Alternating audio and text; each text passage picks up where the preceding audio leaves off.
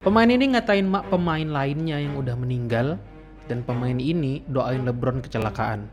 Inilah saat-saat pemain NBA udah keterlaluan. Kita mulai di saat LeBron dan D-Wade yang masih barengan waktu itu di Miami Heat. Sepertinya bisa dibilang salah satu super tim terseram yang pernah ada di NBA. Pas baru join aja, LeBron udah bilang kita bakal menang bukan sekali, bukan 2 kali, bukan 3 kali, pokoknya sampai 7 kali lah. Waduh, sombong banget. Not 2, not 3, not 4, not 5, not 6, not 7. Sombong amat. Singkat cerita, mereka cus ke final nih, ngelawan Dallas Mavericks yang dipimpin oleh Dirk Nowitzki. Series ini berlangsung sangat ketat, dan di game 3, Heat memimpin 2-1. Nah, kejadiannya sebelum mau mulai game 4, Rick Carlisle Namaku bukan Rick! Rick, pelatih Dallas saat itu, ditelepon pagi-pagi, dapat kabar bahwa Dirk sakit. Singkat cerita, sampailah kabar itu ke pihak lawan. LeBron dan D-Wade memutuskan untuk nyuntik Dirk. Noh, lihat klip ini. Oh, did y'all hear me cough? Think I'm sick. Hey, this weather, man. Weather is crazy. It's hard to go from 85-degree weather and then go to 90. Kabar tentang LeBron sama Wade ngecengin si Dirk ini juga nggak kalah cepat sampai ke telinga Dallas Mavericks. Dan tidak terhindari lagi, akhirnya sampai ke telinga Dirk. Nah, dari sana, Dirk naik darah coy. Dia bilang ke media, Ya kayak bocah ya mereka. 13 tahun gue di sini nggak pernah tuh pura-pura cedera atau sakit. lagian ini final bos, ngapain juga pura-pura sakit, gila lu ya. Tapi alih-alih ngajak ribut, Dirk buktiin di lapangan. Beliau ngamuk dan menangi 3 pertandingan berikutnya untuk memastikan mereka adalah juara saat itu. Dirk berhasil dapetin 21, 29, dan lagi-lagi 21 poin sebelum akhirnya menangin juara di 2011. Dari sana, LeBron akhirnya minta maaf dan respect parah ke Dirk. Kalau Wade, nggak tahu dah minta maaf apa kagak. Tapi kalau ini, Garnett harus banget sih minta maaf. Udah keterlaluan ini cuy. Kita tahu lah ya, pemain paling bacot se-NBA itu beliau. Pernah ngatain istri Carmelo Anthony bau sereal. Terus nih, Joakim Noah pas kecil tuh ngidol banget lah sama KG. Sampai punya poster, jersey, atau apapun lah yang bisa dikumpulinnya saat itu tentang KG. Akhirnya pas masih rookie, tibalah saat Noah berhadapan sama KG. Di free throw line, Noah bilang gini, Bang, gua fans berat sama lu. Gue bahkan nempel poster lu di kamar gue, Bang. jawabannya KG cuma gini, cabut lu goblok, najis. Because you have famous beef with Joakim I don't Noah. have any where beef with He's anybody. beefless. Have Can you anybody. tell us your first interaction with Joakim Noah? Listen, I don't have no interaction. we Please, don't I- have I- interaction. I don't have an interaction. I'll handle this, Kevin. He does not need to. Let's go. That's the end of the interview. We're here competing. I'm not going to give you anything. The end of the story was Joakim Noah was like, you were my idol growing up, and Kevin just turned to him and said, you, Noah. Nah, yang paling keterlaluannya, Kevin Garnett pernah ngebacotin Tim Duncan, power forward terhebat sepanjang masa. Ya, terhebat. Nape lu nggak terima mau gelut? Enggak bang, jangan aja gelut bang. Ya gak berani lah gue bang.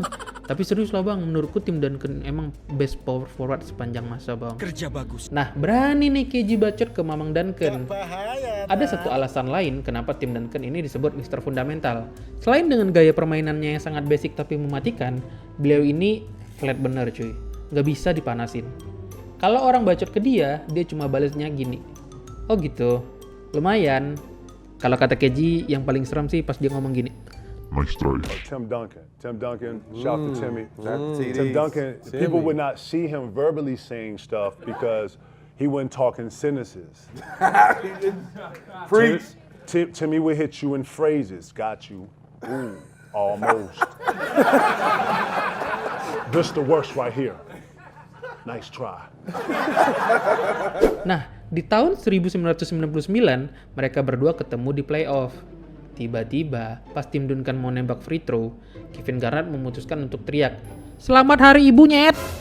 Posisinya, ibu Tim Duncan ini udah meninggal pas umurnya 14 karena kanker. Gelap. Siapa yang matiin lampu di sini? Yang dilakukan KG memang gak sopan, tapi yang dilakukan Zion lebih gak sopan. Kita semua tahu bahwa peraturan di NBA itu macam-macam lah ya. Dari aturan permainan, sampai aturan dress code. Ada batasnya semua coy. Tapi kadang ada aturan yang tak tertulis lah. Kayak ngebantuin pemain musuh buat berdiri. Dan gak nge-foul pemain pas mereka cedera. Nah, Zion Williamson sempat bodo amat dengan satu peraturan tak tertulis. Jadi saat itu mereka main ngelawan Suns. Posisinya udah sisa 10 detik lagi dan Suns ketinggalan 9 poin. CP3 masih nyoba masuk ke dalam untuk layup, tapi gagal. Langsung dioper lah ke Zion yang udah mendok di depan. Dan dia ngelakuin 360 windmill dunk coy. Udah gila nih anak. Sombong banget.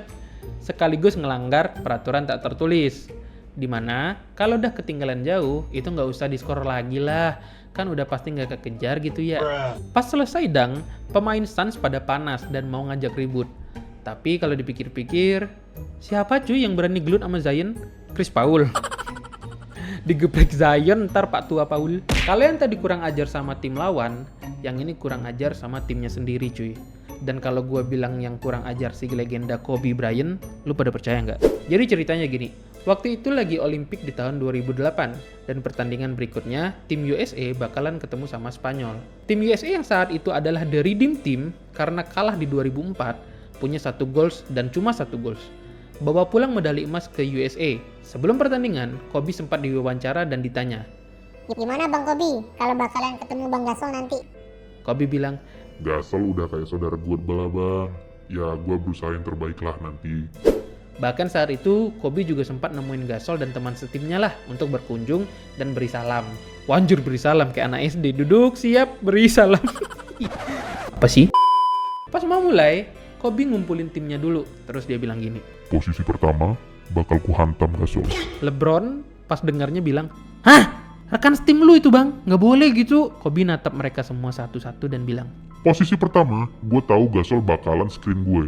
Ku terabas itu si bangkit. game dimulai dan kalian lihat aja nih. Dan dengerin ya, gedein volume kalian weh.